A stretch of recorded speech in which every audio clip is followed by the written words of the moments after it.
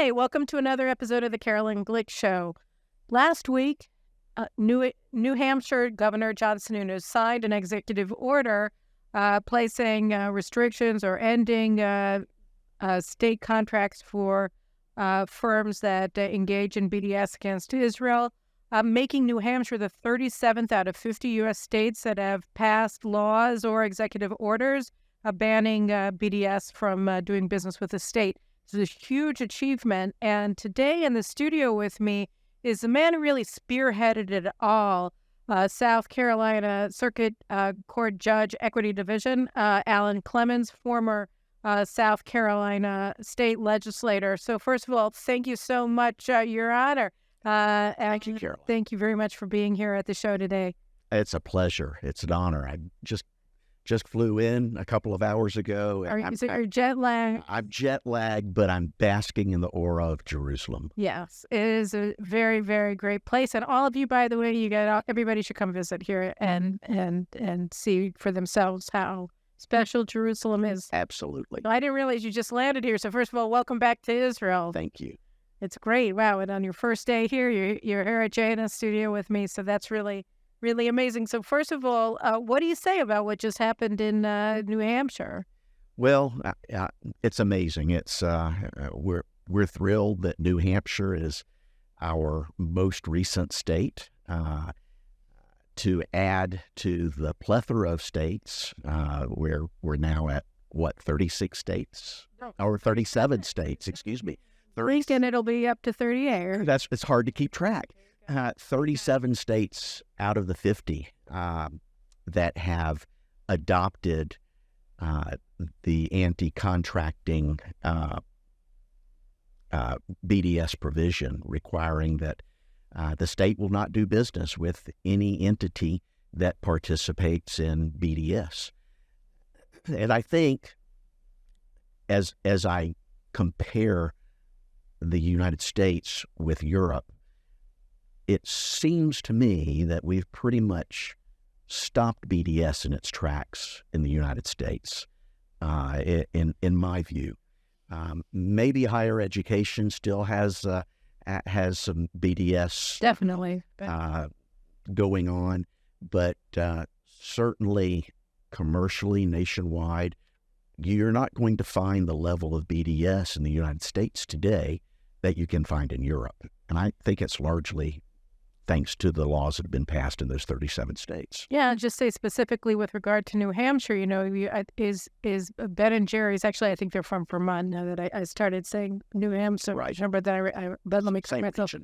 But and so we've had some very prominent BDS cases in that region of the country that failed. So I think that's really important to note as well. So can you talk to me a little bit about how you got into this racket, right? I mean, I think we started communicating many, many years ago. And if I'm not mistaken, your first sort of entree into the war against the war on Israel in American politics, so we can put it that way, really began in Obama's first term, right? In 2011. 2011. Yes. So walk me through what happened back then and how things developed. Because I think one of the things that I find so incredible about your story, right, is that here you were a lawmaker in South Carolina, which is just one state.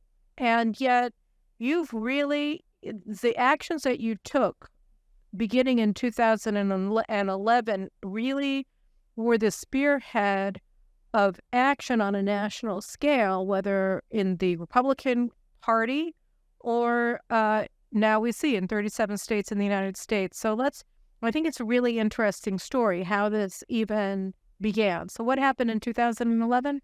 In 2011, President Obama gave a speech where he outlined his America's plan for Israel, if you will. That's the way he put it. This is what America wants for Israel. It was when Netanyahu was on his way to Washington to meet with Obama, and he was on the flight when Obama made this speech, right? That's exactly right. That is the time. Well, I was sitting in my living room with my wife, with my feet propped up in the lazy boy recliner, and I was watching and listening to the speech, and as President Obama enunciated his plan and said that this was America's plan for Israel to retreat to the 1967 armistice lines. 1949. But 1949, excuse me. And I was offended by that, quite honestly. I had not been engaged in Israeli activism, but as an American, it offended me. And we were I was serving in the South Carolina Legislature, and we were at the end of our legislative session. It was in the spring, end of April, 1st of May, and we didn't have anything significant on the agenda. So I thought, well, this could be interesting to write up a resolution that sets forth the biblical reason why Israel is not the occupier of anyone's land other than the land that God gave Israel as an eternal inheritance, and propose that be adopted by the South Carolina Legislature. And I thought it would engender some great debate between Republicans in support of Israel and Democrats in support of the Obama plan. I hit the State House that Tuesday with my resolution in hand, and the Republican caucus was all in favor of it. I gave it to the Democrat minority leader, and he came back to me an hour later, and he had signed on as a co-sponsor of the resolution. God bless South Carolina. And informed me that we will get no debate on this because Democrats agree with Republicans on this issue regarding Israel. And that was an eye-opening experience for me. I thought it would be very partisan. But I found that in South Carolina, as I have found in other states, when it comes to Israel, there is a lot of unanimity on supporting Israel. So that's how it all started. I thought that we were done with the resolution when it passed unanimously later that day. I remember I wrote about it at the time. Exactly, you read about it. I didn't realize that there was a AP reporter in the gallery that reported on that resolution, and it became a big story here in Israel. Right. So I got phone calls I actually got a phone call from the Speaker of the Knesset to my office. I was blown away. Really? The Speaker of the Knesset? Is somebody pranking me? But indeed it was. And he extended an invitation to Israel, which I accepted, and made my first trip to Israel soon thereafter. Isn't that amazing? And I just stopped you for a second when you were saying that you were surprised by the depth of the support among Democrats. So I don't know if you want to give a specific example or a story that kind of shows how that expresses itself in states outside of South Carolina. Where do you have? Well, sure. I think we can look at that resolution. We could look at the BDS, the anti-BDS bill that we first authored. So we'll get to that in a second. But I mean, the depth of American support for Israel. I have worked with Republicans and Democrats alike in states throughout the United States. And nobody's checking their voter card as they come to help with issues in support of Israel. And I find myself working with Republicans and Democrats alike, not just in South Carolina, but in all the states where we've been working. It's amazing. So then the next year you took another step forward into the arena. We did. I brought a delegation of legislators from South Carolina to Israel, and at the invitation of the Knesset Speaker. No, this was actually the next year. I think that was 2012, maybe in 2013. Okay. I organized my first visit to Israel was so impactful for me that I wanted to share that experience with my colleagues. So I organized a legislative trip to Israel. And we had, I think, 15 legislators and spouses that came with me to Israel that year. And as a part of our agenda, we met with a company here in Israel that has an office in their main office is here in Israel. It's an Israeli company, and they have a manufacturing facility in South Carolina. So I thought, this would be a good opportunity. We're going to be in Israel. Let's pay a visit to their corporate headquarters.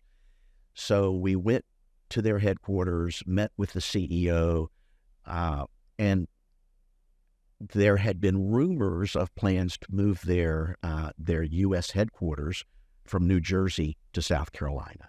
So when we asked about that, we were informed, no, we've had some setbacks emanating from boycotts in Europe. There had been some significant boycott activity that had impacted their bottom line significantly. So they had to scale back on their plans to move their headquarters to South Carolina. That was my first introduction to BDS. And when I got back home, we worked on crafting a bill that would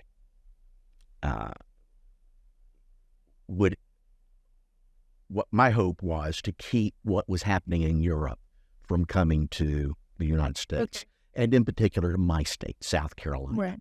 because it had impacted my state. So I reached out to some friends, including friends here in Israel, that helped me craft the bill that later became the first anti-BDS bill to be passed in the country. And the most What did the South Carolina bill do? What is it? What was the idea? What does it say exactly? It regulates commercial activity between the state and political subdivisions of the state and those entities that contract with the state. Okay. So that they would have to, any entity would have to sign a statement stating that they are not engaged in boycott activity against the state of Israel or any of South Carolina's other significant trade partners. And as I said, that went on to become law and became the template for the BDS laws across the country. And has it ever been challenged in South Carolina? It has not been challenged in South Carolina. As you know, it has been challenged in other states. Right. And I'm pleased to report that just a few months ago, the Supreme Court refused to take up a challenge to the anti-BDS laws. Was that in Texas? I'm trying to remember. Where was the state? Arkansas? Yes. Yeah. So the idea that the pro-BDS people say is that, boycotting businesses owned by Israelis or who do business in Judea and Samaria, I think, that's an expression of free speech. I'm allowed to do that, right? I mean, they try to make actual economic warfare against Israel into a free speech issue. That's their basic idea. That's what they would. That's the premise upon which they have attempted to attack the anti-BDS laws. But there's a very clear distinction in the law between an individual's right to free speech and corporate expression of free speech. The state of South Carolina has every right to decide who or who not they will do business with. So, and that's been upheld throughout the courts. And that's been upheld everywhere that it's been challenged. So in all the states that are passing or have passed BDS laws, their basic defense is fundamentally the same. It is, and I think as I said, the most recent case that went before the Supreme Court, and the Supreme Court denied certification of that case, that was, in my view, that was the death nail to those that are opposed that are opposing the law through the courts. Well, yes, but then you have the Biden administration that just effectively imposed BDS on Ariel University in the city of Ariel in Samaria last week when they reinstated a U.S. policy of making a geographical distinction between Israeli Jewish-controlled institutions depending on where they are located geographically. And that practice had been abrogated in a bilateral treaty that the U.S. signed with Israel under the Trump administration in 2020. So the Biden administration, not only did they effectively just impose a boycott on Jewish institutions in Judea and Samaria, but they also said, the State Department imposed this behind the back of the State Department envoy for combating anti-Semitism. She wasn't brought into the loop when they were passing the plan. So when you look at kind of the disparity between the kinds of policies that are emanating from Washington and what's happening on the state level, where do you see the back and forth there? Where's this ball going to land, do you think, or how is it going to be bouncing around for the next couple of years, do you think? Well, I think it continues to bounce. I think there are a few states yet that are going to embrace anti-BDS laws.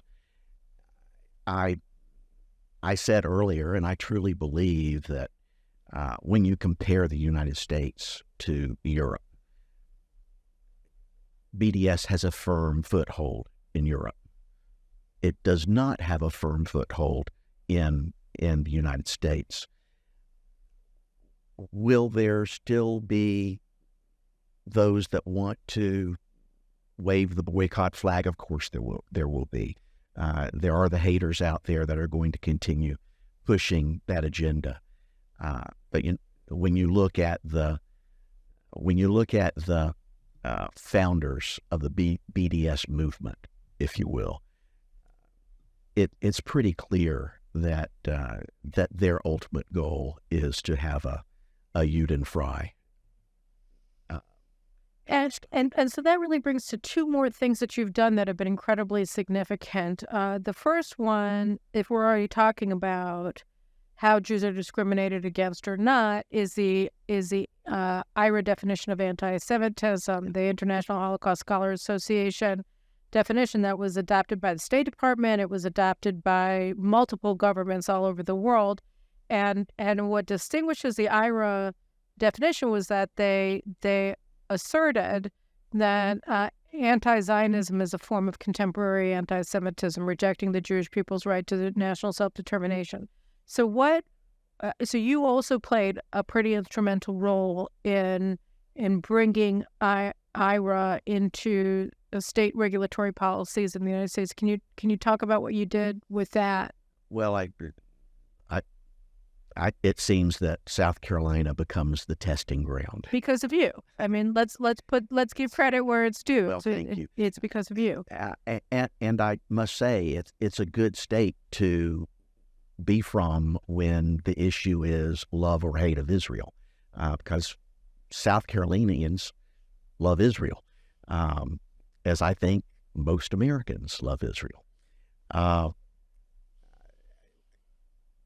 The IRA definition, I think, is it's very important to us.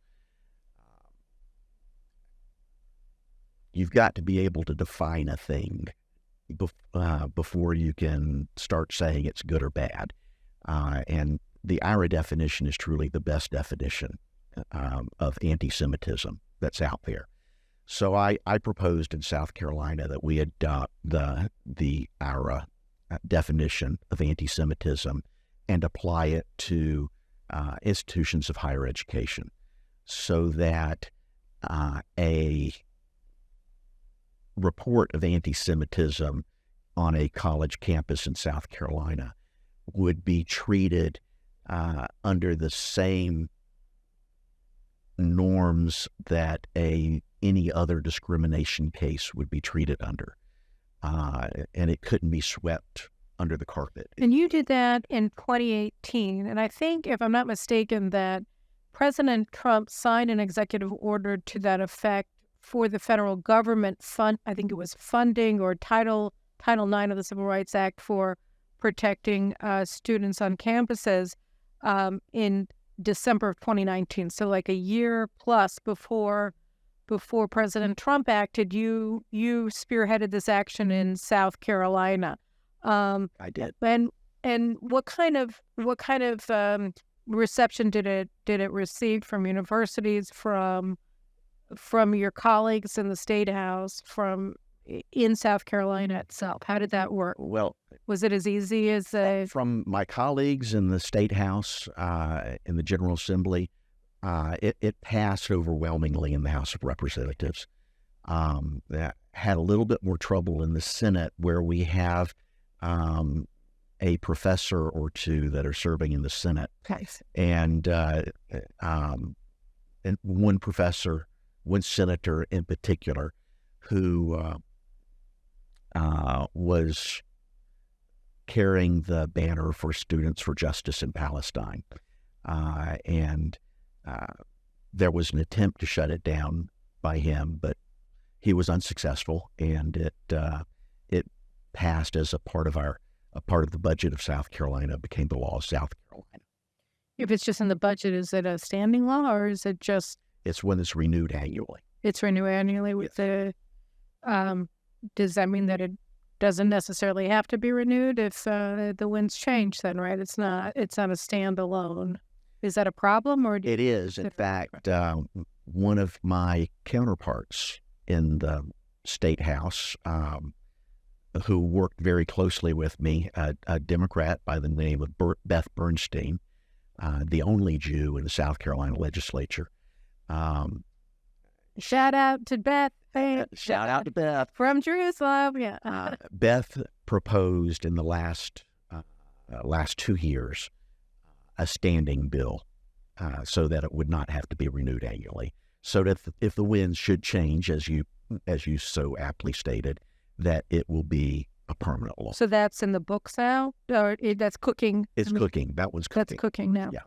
And so that I guess are there other states that did similar laws? Yes, we've been working with legislators in other states, and I can't give you the number today, but several states have adopted the IRA definition as a standing law within those states. Okay, and then I wanted to also talk to you a little bit about a couple of other things. First of all, you again, I mean, it's so extraordinary. You're a state representative in South Carolina, which is not like a fulcrum of U.S. foreign policy making, as generally considered, right? And you're making some really significant changes in the way that Americans are looking at doing business with Israel and anti-Semitism. And I want to sort of end with talking about why, but before we even get to that, you've also had an outsized impact on the positions of the Republican Party on this, which is sort of, I alluded to what President Trump did on the anti-Semitism issue on college campuses after what you did in South Carolina. But can you talk a little bit about the 2016 Republican National Convention? Because you were there. Were you a South Carolina delegate there? Is that? I was a delegate, and I was the South Carolina Platform Committeeman. So as the South Carolina Platform Committeeman, let's talk about what happened at that convention, because something pretty amazing happened there. I wrote about it at the time, I'll just say, but yes. Well, it is. I think it was amazing. In fact, I saw and continue to see God's hand in it. The story really starts 4 years prior to that, at the 2012 convention. 2012 Republican National Convention. I was a delegate to that convention, but I was not on the platform committee. And the South Carolina Platform Committeeman was a friend, and I approached him about severing or removing the language from the Republican platform endorsing the two-state solution. And he made a noble effort, but was unsuccessful in achieving that. So over the following 4 years... Can we just talk? I just want to stop for a second because I think it's a really key point about what happened in 2012. Because in 2008, there was a vice presidential debate between Joe Biden and Sarah Palin, who was running with Senator McCain. And the moderator asked her, just sort of as an off-sided question, do you support a two-state solution for Israel and the Palestinians? And you could see Palin wanting to say no, because she didn't. And this is a woman who had an Israeli flag on her wall in the Alaska State House or governor's mansion or whatever it was at the time. And, she was so pro-Israel, but she didn't have any alternative policy. It was this hole that was this gaping hole that was screaming out, from Palin's mouth and from the positions of so many other Republicans that were in office or running for office at the time. And yet the official position of the Republican Party was to establish a Palestinian state.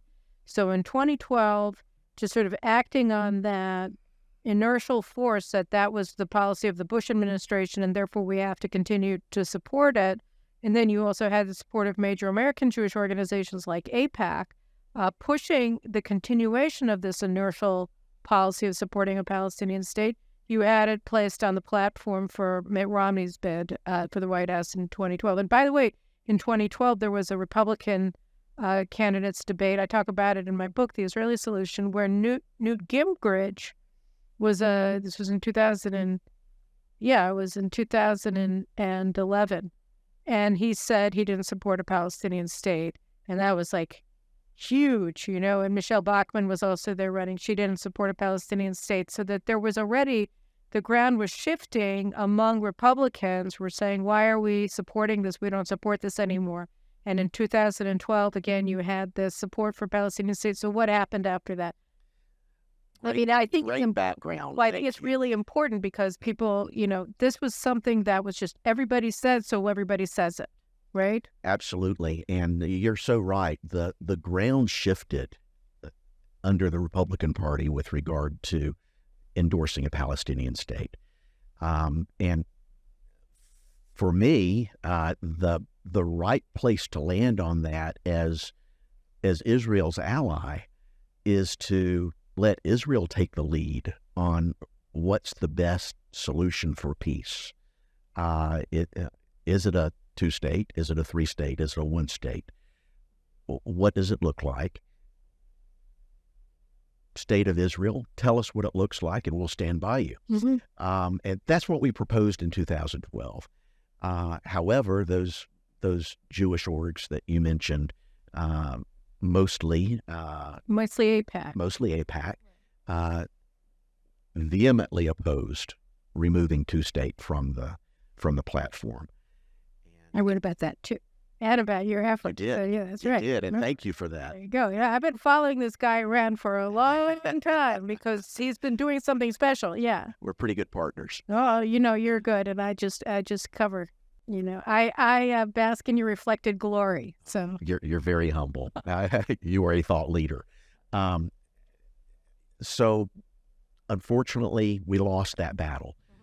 Over the next 4 years, I worked with leaders from other states, that folks that generally are engaged in Republican Party politics, that show up as a delegate to the Republican National Convention, and that paid off in 2016. We were able to achieve the change we were hoping for. You also had support from David Friedman and from Jason Greenblatt.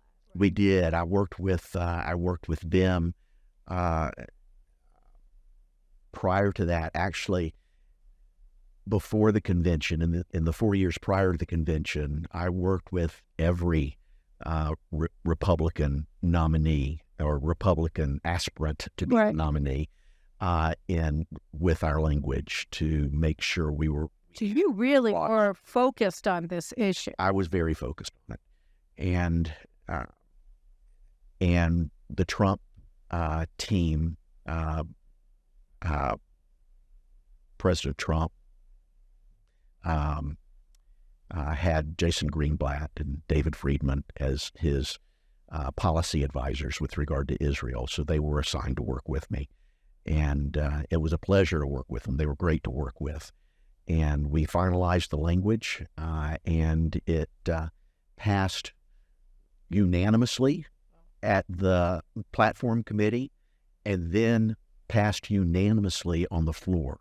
And this is right that you had at the Democratic National Convention, you had people burning the Israeli flag outside the hall. That's right. And I don't remember, was it in 12 or 16 or both, where they were booing over a proposed resolution recognizing undivided Jerusalem as Israel's capital. I think it was 16, because I think it was when Hillary got the nomination. So the disparity between the two conventions was really... It was marked. It was a marked disparity at the time. But I will say, I had many Democrats who are solid convention attending delegate Democrats that reached out to me at the time and wanted to replicate what we had done on the Republican platform to the Democrat. Really? So they were South Carolinians or? Southern states where there are a lot of evangelical Christians, for the most part, because amongst, there's not a lot of disagreement between pro-Israel Republicans and pro-Israel Democrats on these issues. From the extremes of either party, you're going to have those that are cheering when the Israeli flag is burning. But in my view, support for Israel is mainstream in America. Still, yes. That's a very comforting sentiment. That's a good thing to know. And then you, and then there's one other aspect to what you were doing before I want to get into, what is really the motivator here, which is, I think also early on in your efforts on Israel's behalf, you were working on the San Remo resolution from 1920, which was the basis. The San Remo resolution was put forward by basically what the executive committee, what sort of the parallel of the UN Security Council today, that put forward the guidelines for the British mandate of the land of Israel, of so-called of Palestine, and that gave Israel control over both sides of the Jordan River. And there was a lot of movement around 2012 and then later ahead of the 100th anniversary of the San Remo Conference, where people were talking about what the nature of the San Remo resolution is under international law today. So you were involved with that. Can you tell me a little bit about that whole episode and what its significance is? I was. Well, San Remo, you said it's parallel to the UN Security Council. Actually, it is the forerunner to the UN Security Council. Just as the League of Nations was a precursor of the UN. Correct. Right. That's correct. So San Remo, as you correctly stated, granted to Israel the land of Israel, certainly the land of Israel on this side of the Jordan, and Israel has every right to exercise its authority in Judea and Samaria, so under San Remo. And under Article 80 of the UN Charter, which says that international courts that were not abrogated positively continue to remain in force. after the UN That's right. mandate, So or the UN charter was. It's upon that premise that I make the statement that Israel is not the occupier. Right. Occupation seems to be the catchphrase Right. when you want to delegitimize Israel. Israel is not an occupier because of San Remo, and that I proposed that resolution, passed in South Carolina, took it to other states. It's passed in other states as well, and I think like 20 states. No, Really?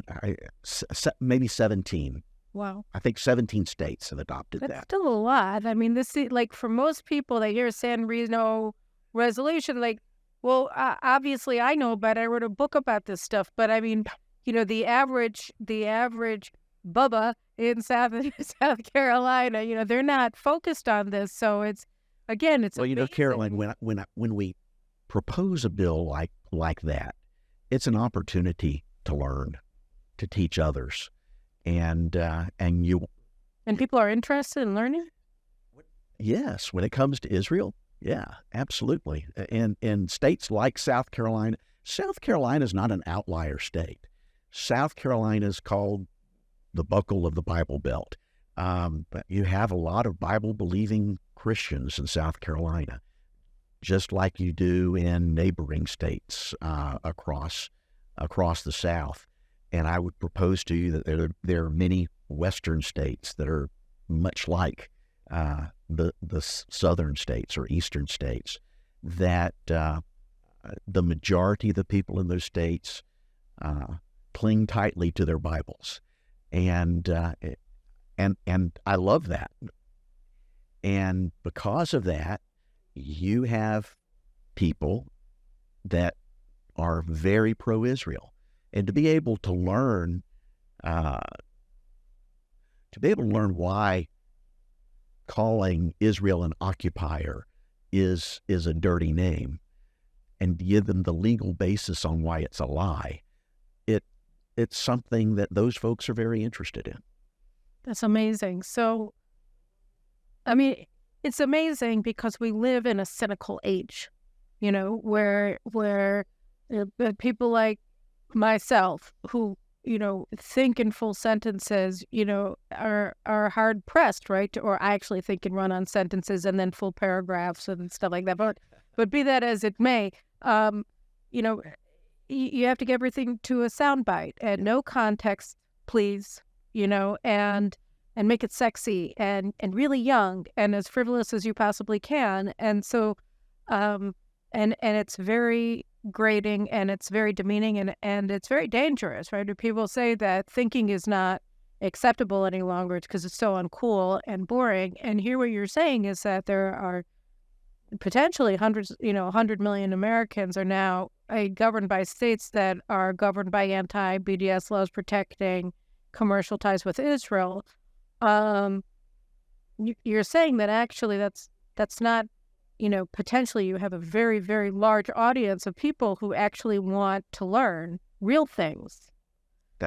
That's absolutely the truth. It's not just. That's your experience. Yeah, it's my experience. It's not just hypothesis. It's the way it's worked out.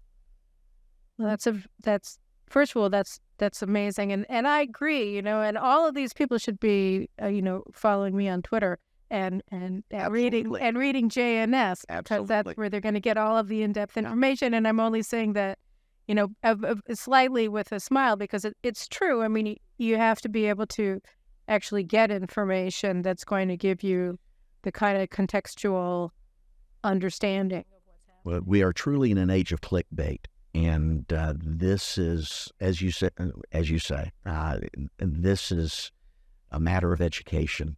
It's not something you can learn from a headline. And really also inspiration, right? That's correct. So here you are. Where are you from in South Carolina? From Columbia? Myrtle Beach. Myrtle. Oh, pretty, right? Yes, thank you. That's a great goal. So first come to Jerusalem, then come to Myrtle All right. Well, I may have to just sort of plop myself down in your living room with my kids and stuff. But we love the beach, and You're welcome. I've never golfed, but Mi casa es tu casa.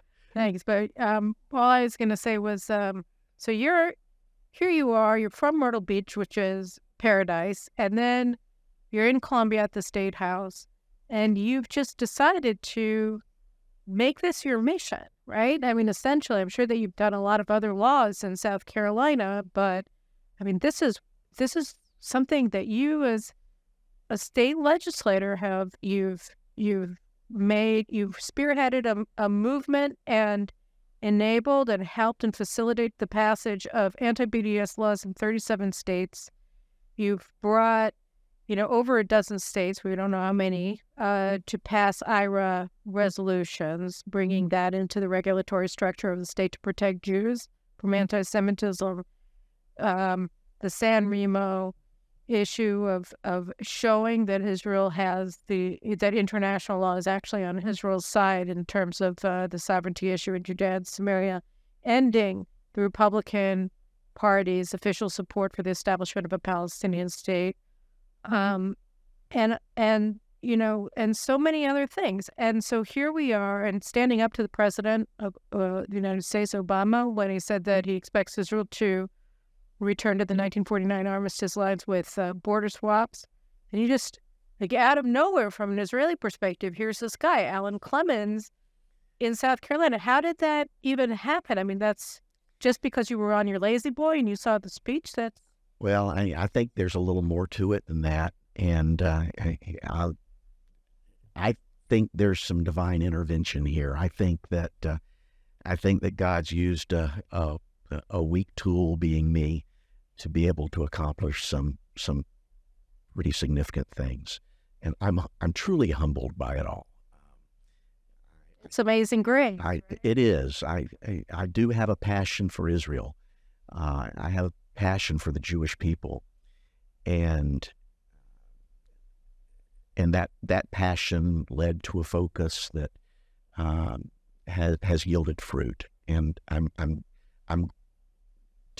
grateful for the nearly 20 years I spent in the State House, but in particular for the last 11 or 12 years, where I was able to impact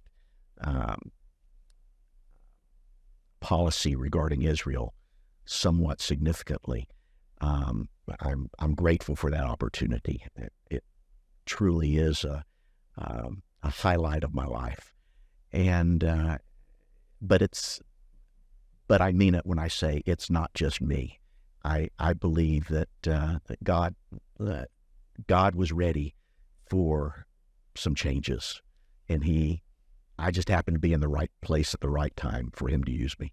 Well, I actually think that serendipitous things like that are miracles that are right there in plain sight, and I think you see them in so many different places in this world, and in so many odd moments. It just sort of things happen and form the basis of actions that nobody could have possibly anticipated, which is actually, I guess, a great source of hope, right? Because you just never know where salvation, I guess, is the word that immediately comes to mind. But it's not even just salvation; it's getting to the next point. Moving forward, going for it. Like you're at a point you can't figure out how you're going to get to the next point, but then something unexpected, like Alan Clemmons in Myrtle Beach, happens, and you're at a completely different place. And so serendipity has a lot to do with that. It does, Caroline. And I must say, as I've worked around the country with other state legislators on Israel policy, there are a great many others like me out there that share my enthusiasm for Israel. So the real question is, I've written about this and thought about this and been frustrated over this, is that, we have sort of a foreign policy establishment that thinks in prosaic terms, and there are so many people humanity doesn't exist in prosaic terms. We're not motivated simply by, what's happening in the here and now. And, I think that Israelis have an enormous amount to give in the world, the startup nation and all the rest of it. But what starts people being interested in us as a startup nation is first and foremost the fact that we are the chosen people, and this is our homeland, and our return to our homeland and the reestablishment of the Jewish state in the land of Israel is one of those miracles of the modern age that that makes us a source of wonder and love, particularly for people who are motivated by their faith in America and in other places around the world. And that should really be a major focus of our efforts in maintaining American support for Israel over time. It absolutely should be. And I said I wasn't going to talk about it with you, but I do want to talk about it if we're already on this sort of level of discourse. There's a lot coming in now from senior evangelical leaders coming to Israel. Some people have written about it. Some people are just whispering about it to their Israeli friends, and some are warning about it, which is that the woke anti-Semitism that is being felt all over American academia today is also being felt in Christian universities in the United States, and that there is a significant degradation of support for Israel among, I don't know what they are anymore, Gen Zs, Gen Xs, whatever. I mean, whatever, Americans who are coming of age today. When you look at your efforts on behalf of the IRA definition in South Carolina and other things, what do you think the most important means would be to combat this growing phenomenon? And do you see a specific thing that Israel can do, or a couple of things that Israel can do to help in this fight, or is this an internal evangelical issue, or how do you look at it? I think it's wider than just an evangelical issue, although it certainly does impact the evangelical Christians around the country, around America. And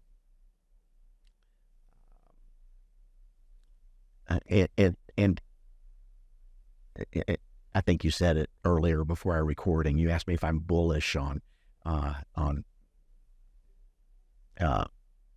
Israel in America, and I am. I think this is something that can be overcome. I think as we do things like pass IRA and make IRA apply to higher education, so that an anti-Semitic act or a claim of anti-Semitism will be treated the same way a claim of racism would be treated.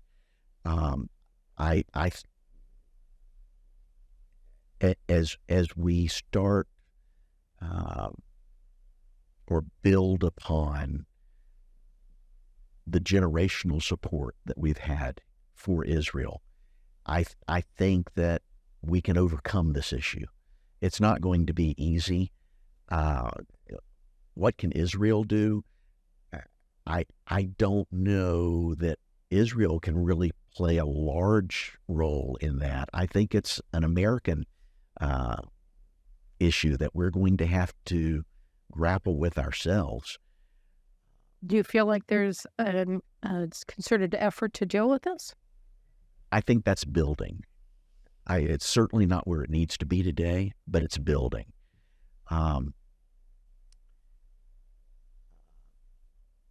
I've been working with some churches around the country who are silently supportive of Israel.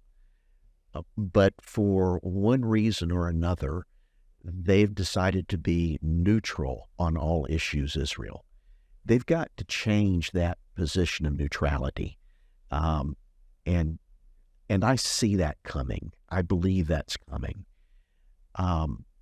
Churches in the United States, they need to decide if they are in support of the Jewish people, of the Jewish nation, or are they not? And if they are, they need to be preaching it from their pulpits. The youth in their churches need to understand the doctrine of their own churches that are supportive of Israel. I think the churches of America have been long supporters of Israel, particularly evangelical churches. That's got to continue, and it's got to be ramped up. We have to get a handle on anti-Semitism going on college campuses in the United States. That's another key piece of the puzzle. Again, that's an American problem that we're going to have to work on. You were also mentioning before when we were talking about a new initiative that you're doing, American Patriots for Israel. So before we close, here's your next thing that you're doing now as a judge. What is it? Thank you. Well, I'm not doing it as a judge. I am a judge, but I'm also staying active in the Israel policy area. So I've put together a not-for-profit corporation, American Patriots for Israel, that will be, hopefully you'll be seeing a lot of, that we will be fighting anti-Semitism and working with legislatures, as I have in the past, in promoting good laws that will be impactful for America's greatest ally. So it's basically what you've been doing on an informal level and kind of bringing it to the next level of as an institution, as an organization. Can people join it? How does that work? Well,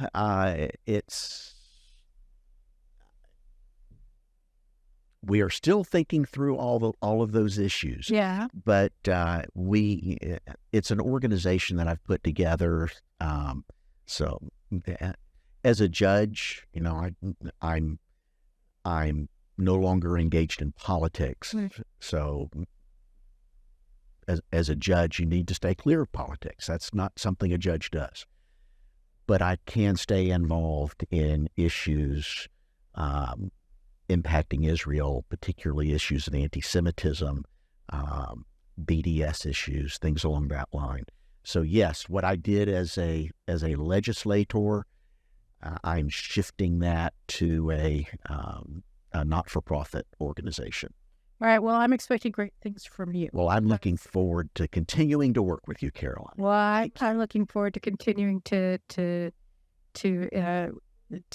write about all the great things that you're doing. What number, by the way, visit is this after all that? How many times do you think you've been here now? I think this is 15. Oh, my God. Wow. But who's counting? Yeah, your wife isn't even coming with you on all the trips anymore. That's amazing. Well, Alan Clemmons, Your Honor, now Circuit Judge, what's it called? The Equity Division? Equity Division of the Circuit Court. Right, the South Carolina. Well, I want to just say God bless you for everything that you've done for Israel and for the Jews. And keep it up. Thank you, Carol. We're blessed to have friends like you. Thank you so much. And enjoy Jerusalem and Israel. And thank you so much for coming here to see me on your first day of your trip. I think it's fantastic and a real honor to do so. Thank you, Caroline. It's always a pleasure. It's great to see you again. All right. Well, you guys, right? You learned a lot, and you see that anybody can make a difference from wherever you are. You're in the South Carolina State Legislature or in a student council or on a synagogue board or wherever you happen to be. I think that what we learned from Alan Clemmons' experience is if you see something that you want to fix, just fix it. Anyway, listen, thanks so much, and we'll see you again next week for another fun-packed Caroline Glick Show. And remember to subscribe to the channels, JNS, Caroline Glick Show, and our podcasts and whatever, and Rumble, whatever. And we'll see you again next week. Take care.